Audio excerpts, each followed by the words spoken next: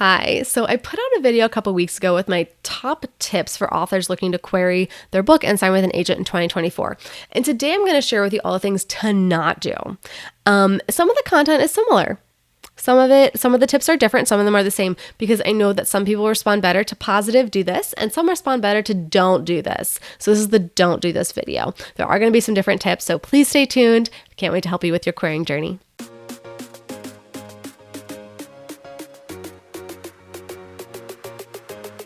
Hi, I'm MK Williams. I'm an author and I love sharing my insights about all things books and publishing with you. But before I get into today's video, please don't forget to hit subscribe. That way you'll be here every week as I release new videos all about publishing, making a career being an author, and now being a mompreneur.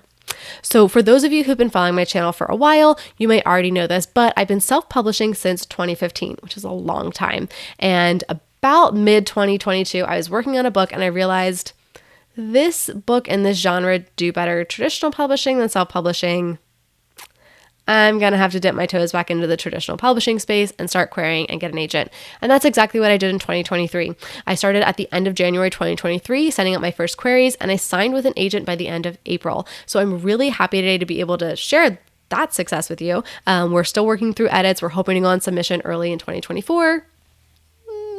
But I will keep you updated about that. But I want to tell you the things to not do when you're querying, because I think a lot of authors make mistakes because they're very emotionally tied to their project. But from the agent's point of view, this is a business decision. And so I think this will definitely help you guys as you go through querying to know what to not do.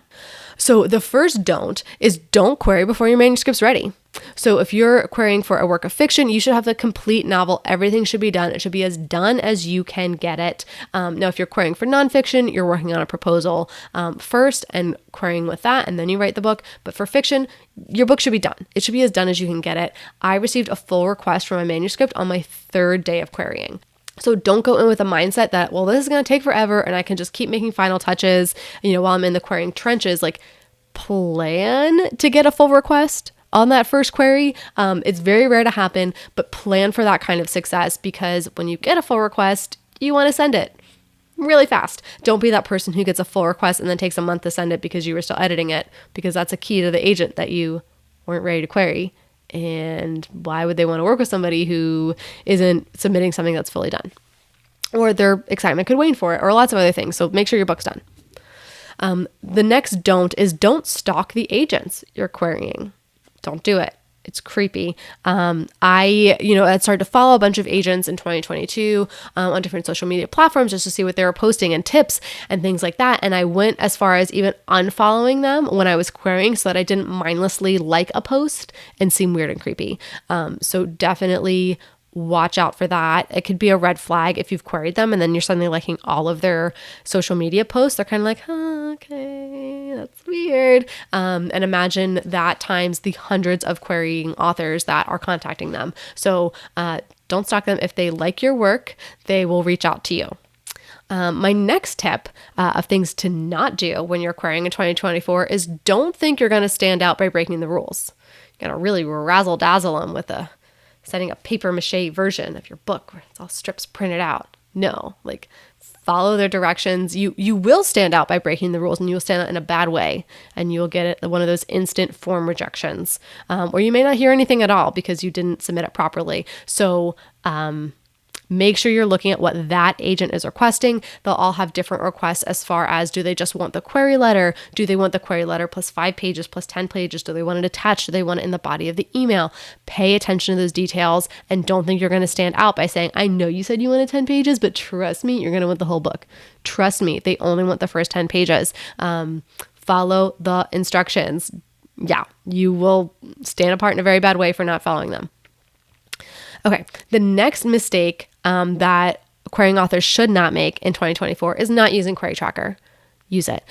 Take an extra hour to go on YouTube and watch my tutorial on how to use it. Watch Alexa Dunn's video on how she leveraged the data to inform her querying strategy.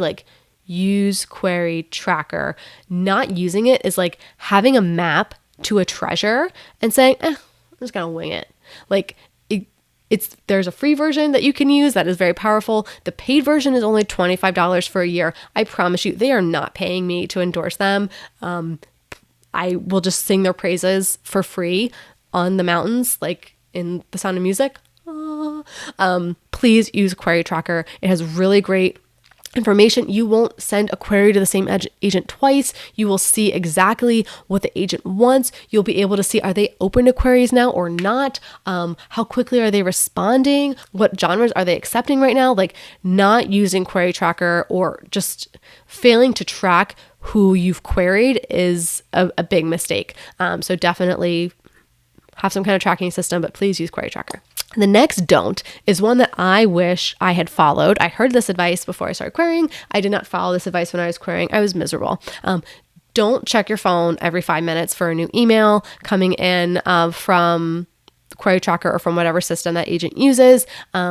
It was miserable, just constantly looking for an email, getting that super quick dopamine rush to see, oh, I got an email. And the majority of them were rejections. I did get several full requests, which was very exciting. I got those requests quickly and signed with an agent fairly quickly within 3 months. But it was kind of a miserable 3 months too, because it was like, nope, no email, nope, no email, nope, no, still no email, no email. Okay, like, all right, just waiting. So do your best to step away from your phone, work on another project, trust the process, and not agonize over it as best as you can.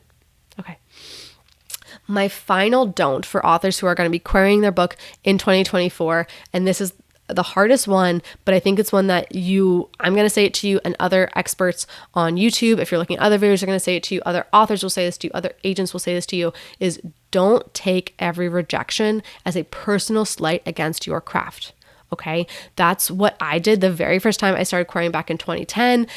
There was a local author who then insulted me to my face after getting all those agent rejections, or really just silence. And all of that just came roaring back. And I was just in a funk for months because I just felt worthless and that my writing meant nothing. And there are so many reasons why an agent decides to pass on your manuscript that have nothing to do with the quality of your writing. Yes, that could be one of the reasons, but there could be so many reasons. It could be that they literally just signed an author who has a similar book than yours, or they're trying to round out more diversity of genres within their catalog of authors, and they already have a lot that represent that specific genre or subgenre, so they're looking for something else now.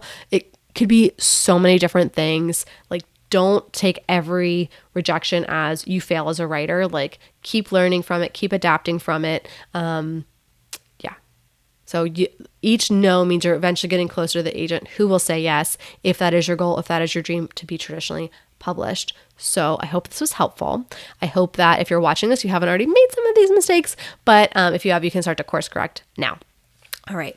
Did you find this information helpful? What other don'ts do you have from your time in the querying trenches that I missed? Let me know in the comments below. If you have questions I haven't answered in this video or my other videos about querying and traditional publishing, let me know. I can make those videos for you. If you found this helpful, please give this video a thumbs up, hit subscribe, or maybe hit that shiny new thanks button. That tells YouTube you got value from this information, and then they can get it in front of other authors like us. Now you can get back to writing your book.